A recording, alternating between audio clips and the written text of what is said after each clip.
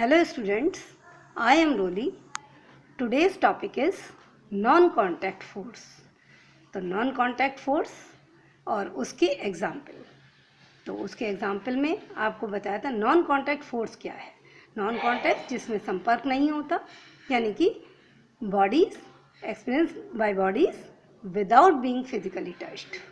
Force applied या force experienced by bodies without being physically touched, it is called non contact force. Okay, तो अब non contact force की जो example है उसमें हमने आपको बताया था gravitational force, magnetic force, electrostatic force. Gravitational force it is called in Hindi गुरुत्वाकर्षण बल. मैग्नेटिक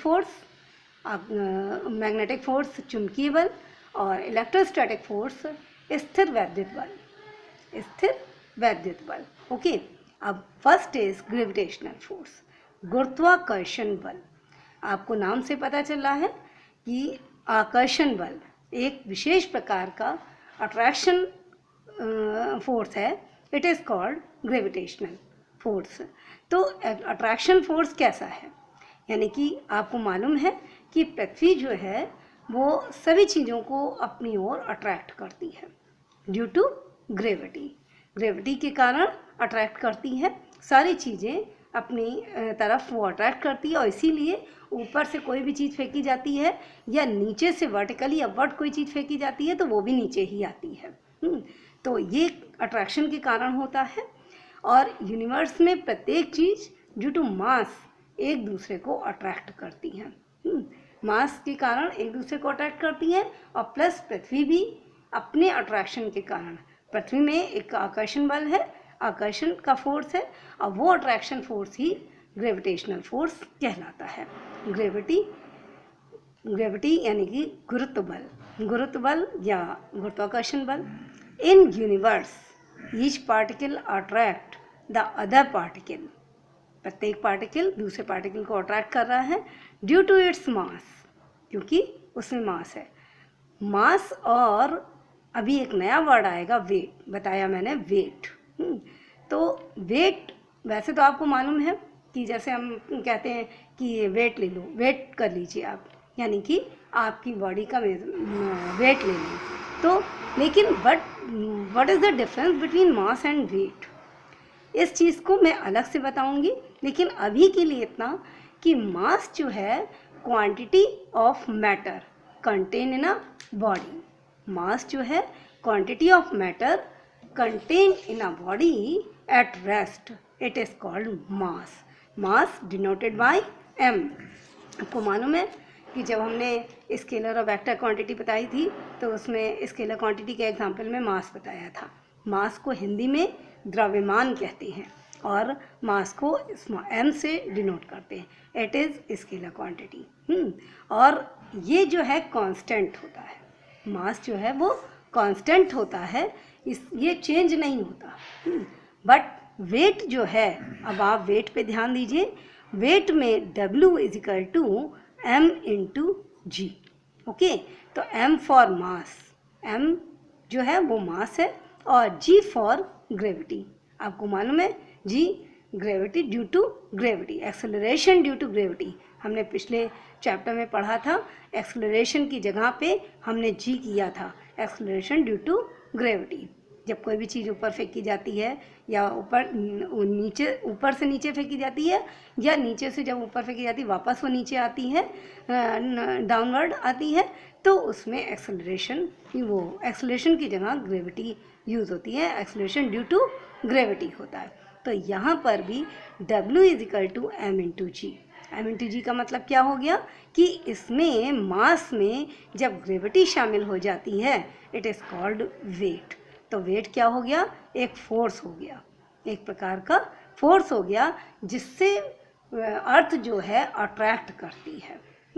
और इसका ये एक वेक्टर क्वांटिटी है.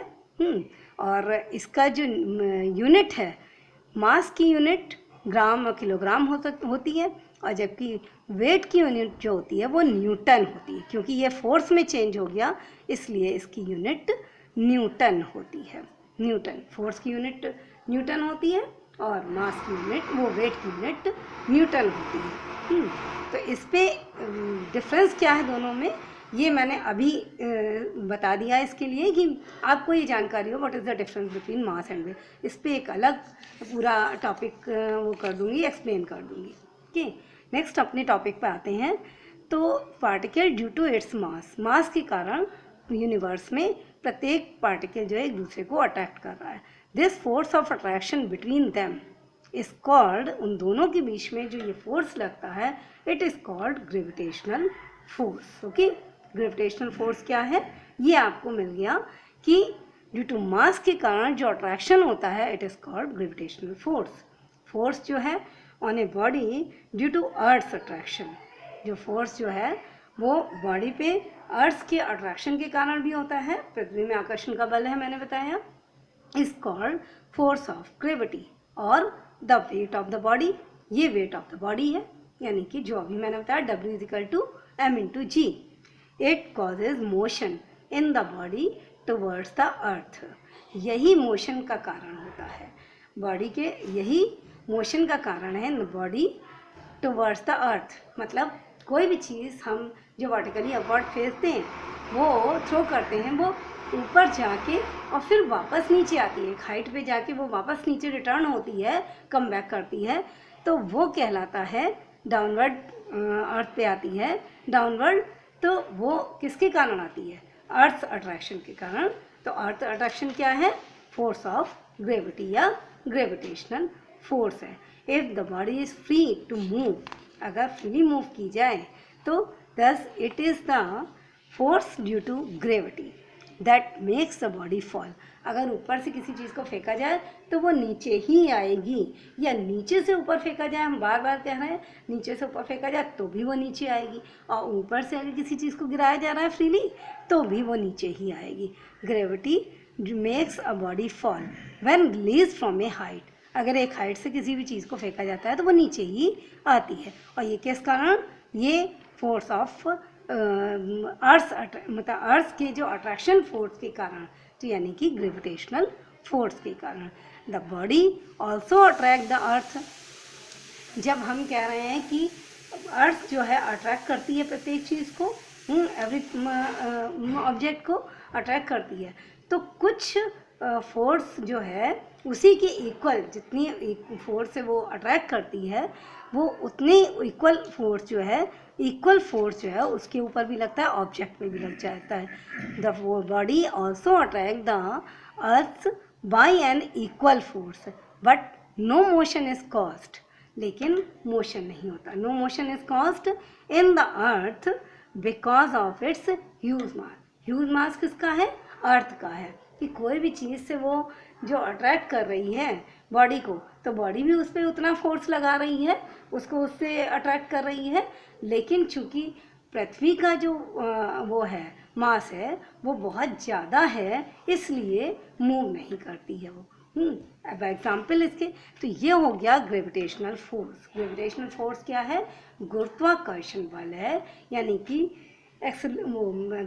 ग्रेविटी जो है ड्यू टू फोर्स है, फोर्स अट्रैक्शन के कारण है, मतलब अर्थ के अट्रैक्शन के कारण जो फोर्स उत्पन्न हो रहा है वो ग्रेविटेशनल फोर्स है। तो इसी को वेट भी कहते हैं। अब इसके एग्जाम्पल हैं, जैसे कि एक कॉइन को हम ऊपर से गिराएं तो वो नीचे ही आएगा, एक हाइट से रिलीज करें, coin falls down when it is released at A height, तो वो नीचे ही आएगा। और एक बॉल को अगर placed on A table start rolling down when the table is tilted, यानी कि टेबल को थोड़ा सा टेढ़ा किया जाए तो वो नीचे ही आएगी। और ये एग्जांपल तो मैं बार बार दे रही हूँ कि एक वर्टिकली अपवर्ड एयर में फेंका जाता है कोई भी स्टोन या कोई भी ऑब्जेक्ट, कोई भी बॉडी, तो वो वापस उतनी एक हाइट पे जाके फिर वो वापस नीचे कम बैक करती है, तो वो नीचे ही आती है। ये सारे एग्जाम्पल ड्यू टू ग्रेविटी होते हैं, ग्रेविटेशनल फोर्स के कारण होते हैं। नेक्स्ट आपको magnetic force and electrostatic force next video में। थैंक्स।